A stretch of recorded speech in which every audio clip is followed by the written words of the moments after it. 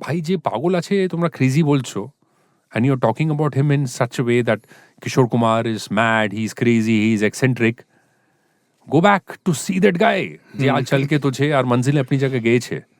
এই ডেপথ একটা আর্টিস্ট যদি আনতে পারে, তার জীবনে কতটা কষ্ট আর ইমোশন আছে সেটা বোঝার জন্য I think you again need to hear it from the heart and not from the ears. Correct. আচ্ছা, অনেক এটা আমি শুনেছি, মানে আমি জানি না it is true or false, ওনার বাড়ির সামনে কি সত্যি বিওয়ার অফ কিশোর লেখা ছিল? ইয়েস, হ্যাঁ, 100%। এটা Okay. সমস্ত প্রডিউসার্সের জন্য। আচ্ছা, এবং উনি নাকি একবার গাছে উঠে প্রোটেস্ট করেছিলেন। এটাও ঠিক, 100 বার আমি শুনেছি। Again, I have not been there physically, Obviously, but মানে আমার at your- যতটা রিসার্চ আছে and I've spoken to plenty of people, they said yes.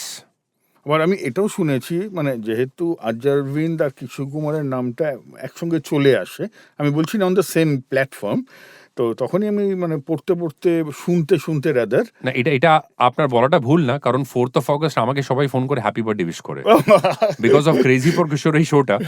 লাইনটা ছিল मैं हूं किशोर दा का सबसे बड़ा भक्त आपका दोस्त Arvind. Okay. This is a very unique show in India.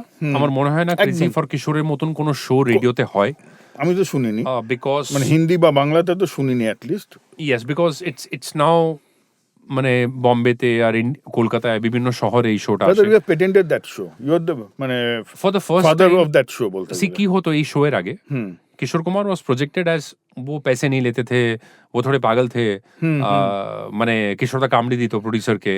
এই দু একটা গল্প আপনি দেখবেন গুগল করে, প্রত্যেকটা জার্নালিস্ট বছর পর বছর একই জন্মদিনে গল্প গিয়ে দিয়ে করেছে। গেছে, হ্যাঁ।